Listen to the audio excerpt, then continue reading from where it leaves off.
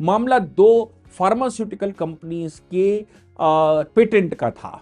कोई विदेशी कंपनी है, कोई भारत में भी काम करती है, भारत की कंपनी, तो पेटेंट का मामला था। कहीं विदेश में किसी कंट्री में मुकदमा फाइल हो गया, उन्होंने पेटेंट को लेकर भारत की अदालत को लिख दिया। भारत की अदालत को जब लिखा गया तो वो उन सज्जन ने, उस कंपनी ने हाई कोर्ट में लगाया। हाई कोर्ट में उन्होंने कहा कि भाई ये देखिए, विदेशी अदालत ने आपको रिक्वेस्ट भेजी है, इस रिक्वेस्ट के अनुसार आप इंफॉर्मेशन दे दीजिए, आप आदेश कर दीजिए, तो ये सिस्टम जो है वो इंफॉर्मेशन दे देगा।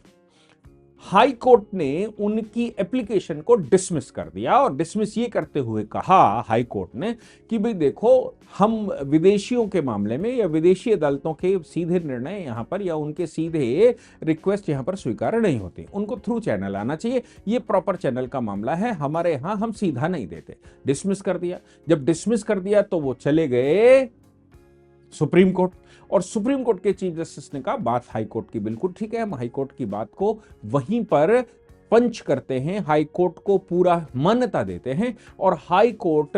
ने सही निर्णय लिया। क्यों? क्योंकि हमारी सॉवरेंटी, हमें सब कुछ, जब उनसे रिक्वेस्ट बहुत किया गया तो उन्होंने कहा देखो भाई, सब कुछ ठीक है, हम सब कुछ स्वीकार कर सकते हैं, सब बातें आपकी जायज हैं, लेकिन भारत की संप्रभुता देखना मेरी जिम्मेदारी बनती है।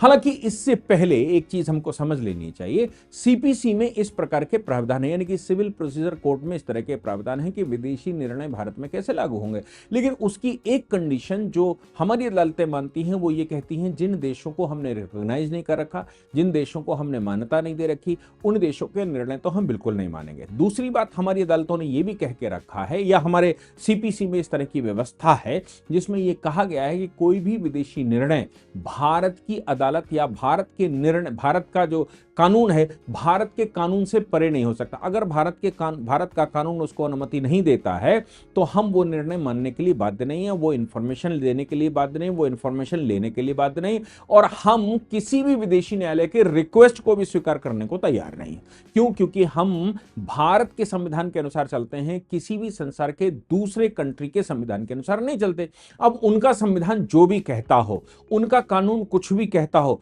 लेकिन हमारे कानून के अनुसार अगर वो वेरीफाइड होता है और हमें लगता है कि जो हम कर सकते हैं, बड़े ध्यान से सुनिएगा, वो हमारी अदालतें कहती हैं जो हम कर सकते हैं उसकी ही हम मदद कर सकते हैं। यानी कि मेरे कानून के दायरे में अगर अदालत को शक्ति है और अदालत उस पर निर्णय ले सकती है, और आपकी रिक्वेस्ट अगर हमारी अदालत के निर्णय के अनुरूप है, हमारे कानून के अनुरूप है, तो फिर हम आपकी मदद कर सकते हैं, हम आपके निर्णय को यहां लागू भी कर सकते हैं, आपके निर्णय को मान्यता भी दे सकते हैं। लेकिन अगर हमारे निर्णय हमारे कानून के अनुरूप नहीं है तो हम आपकी अदालत का, चाहे आपकी सुप्रीम कोर्ट, प्रीवी काउंसिल या आपकी हाउस ऑफ लॉर्ड्स का निर्णय क्यों ना हो, आपकी पार्लियामेंट का निर्णय क्यों ना हो, आपकी सरकार का निर्णय क्यों ना हो, हम यहां इंप्लीमेंट नहीं करवा सकते, क्योंकि हम इंप्लीमेंट वो ही करवा सकते हैं जो मेरे कानून के दायरे में आता है।